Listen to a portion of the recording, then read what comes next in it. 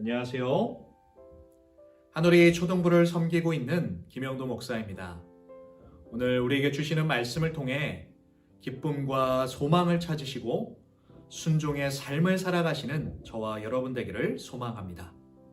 오늘 말씀은 시편 140편 1절에서 13절까지의 말씀입니다. 여호와여, 악인에게 나를 건지시며 포악한 자에게서 나를 보존하소서.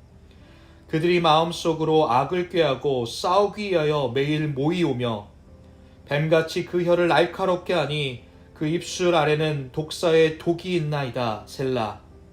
여호와여, 나를 지키사 악인의 손에 빠지지 않게 하시며 나를 보존하사 포악한 자에게서 벗어나게 하소서.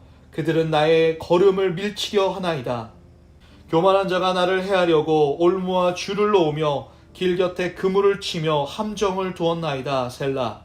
내가 여호와께 말하기를 주는 나의 하나님이시니 여호와여, 나의 간구하는 소리에 귀를 기울이소서 하였나이다. 내 구원의 능력이신 주 여호와여, 전쟁의 날에 주께서 내 머리를 가려주셨나이다. 여호와여, 악인의 소원을 허락하지 마시며 그의 악한 꾀를 이루지 못하게 하소서. 그들이 스스로 높일까 하나이다. 셀라. 나를 애워싸는 자들이 그들의 머리를 들 때에 그들의 입술의 재난이 그들을 덮게 하소서. 뜨거운 숯불이 그들 위에 떨어지게 하시며 불 가운데와 깊은 웅덩이에 그들로 하여금 빠져 다시 일어나지 못하게 하소서. 악담하는 자는 세상에서 굳게 서지 못하며 포악한 자는 재앙이 따라서 패망하게 하리이다. 내가 알거니와 여호와는 고난당하는 자를 변호해 주시며 궁핍한 자에게 정의를 베푸시리이다. 진실로 의인들이 주의 이름에 감사하며 정직한 자들이 주의 앞에서 살리이다. 오늘 말씀을 보면 재판을 연상케 합니다. 마치 하나님께서 재판관 되시고 그 가운데 다윗이 피해자로서 가해자들을 고소하는 듯한 모습을 보여줍니다. 오늘 말씀의 제목은 피해자와 가해자입니다. 하나님께서 이 가운데 어떠한 판결을 내리시는지 확인하시고 하나님의 소망을 찾으시는 시간 되기를 소망합니다. 첫 번째로 피해자인 다윗은 하나님께 고소하고 있습니다. 1, 2절 말씀입니다. 여호와여, 악인에게서 나를 건지시며 포악한 자에게서 나를 보존하소서. 그들이 마음속으로 악을 꾀하고 싸우기 위하여 매일 모이오며. 피해자 다윗은 하나님께 가해자, 악인을 고소하고 있습니다. 그들의 손에서 구원할 것을 하나님께 간구하고 있습니다. 2절 말씀을 보니까 그들이 마음속에 악을 꾀한다라고 말합니다. 다윗이 이 140편을 어떤 상황 가운데 썼는지를 알 수 없지만 이 마음속에 악을 꾀한다라는 말씀을 볼 때 사울의 모습을 연상케 합니다. 사무엘상 18장 21절 말씀입니다. 스스로 이르되 내가 딸을 그에게 주어서 그에게 올무가 되게 하고 블레셋 사람의 손으로 그를 치게 하리라 하고, 이에 사울이 다윗에게 이르되 내가 오늘 다시 내 사위가 되리라 하니라. 사울은 다윗에게 첫째 딸인 메랍을 약속합니다. 하지만 그의 진짜 목적은 블레셋 사람들의 손에 그를 죽이려 하는 목적이 있었습니다. 하지만 사울은 그 약속을 파괴하고 메랍을 아드리엘에게 줍니다.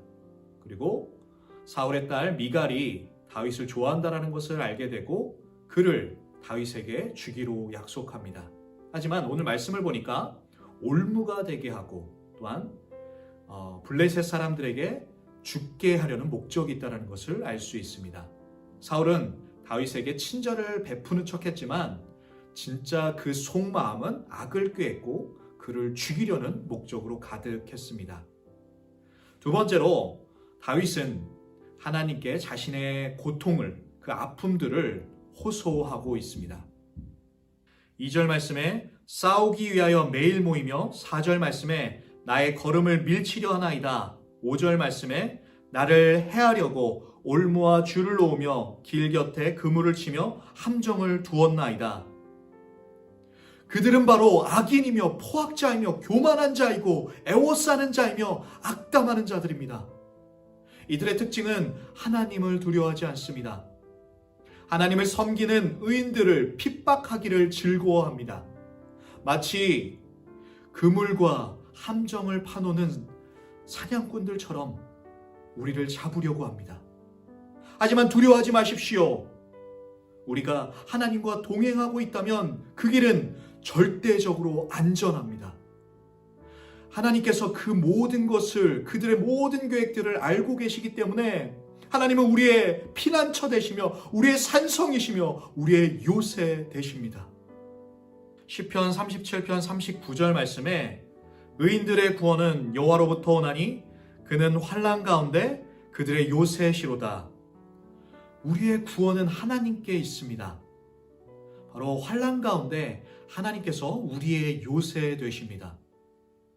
아픔과 고통을 바라보는 것이 아니라 바로 하나님만을 의지하는 저와 여러분 되기를 소망합니다.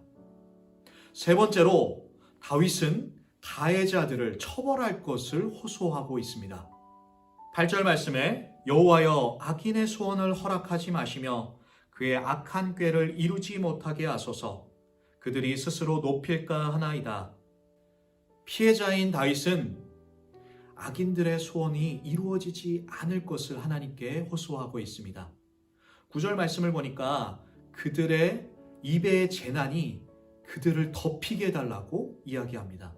또한 10절 말씀을 보니까 숯불이 그들 위에서 떨어지게 해달라고, 또한 불 가운데서 깊은 웅덩이 가운데서 떨어지게 하시고 그들을 다시 일어나지 못하게 해달라고 하나님께 호소하고 있습니다. 이것은 우리에게 굉장히 과격하게 느껴집니다. 하지만 다윗의 과격한 호소 가운데 우리가 배워야 할 게 있습니다. 다윗은 자신의 그 억울함 가운데 스스로 그 억울함을 풀지 않았습니다. 스스로 그들을 응징하고 그들을 처벌하지 않았습니다. 바로 하나님께만 호소했습니다. 이것은 자신 스스로의 정의와 공의를 드러내려고 하는 것이 아니라 바로 온전한 하나님의 공의만을 드러내려는 다윗의 모습을 찾아볼 수 있습니다. 이 세상 가운데 하나님의 공의만이 드러나기를 원하는 다윗의 모습.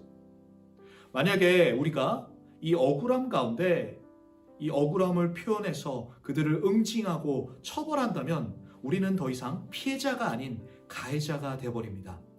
이것은 엄청난 변화입니다. 피해자는 바로 하나님께서 은혜 가운데 우리 가운데 함께 하시지만 우리의 피난처가 되시고 요새가 되주시지만 만약에 가해자가 된다면, 악인이 된다면 하나님의 은혜가 아닌 하나님의 심판만이 우리에게 기다릴 것입니다. 우리가 피해자가 되길 원합니다. 조금 이상하게 들릴지 모르겠지만 피해자가 된다라는 것, 피해를 입는다라는 뜻도 있지만 피해자, 피해, 하나님께 피하는 자가 되길 소망합니다. 요새 되신 하나님께 피하셔서 하나님의 그 공의만을, 이 세상의 공의만이 드러날 것을 기도할 줄 아는 저와 여러분 되기를 기도합니다. 나의 피난처 예수 의지해요. 나의 피난처 예수 의지해요. 나의 가는 길에 거센 바람 몰아쳐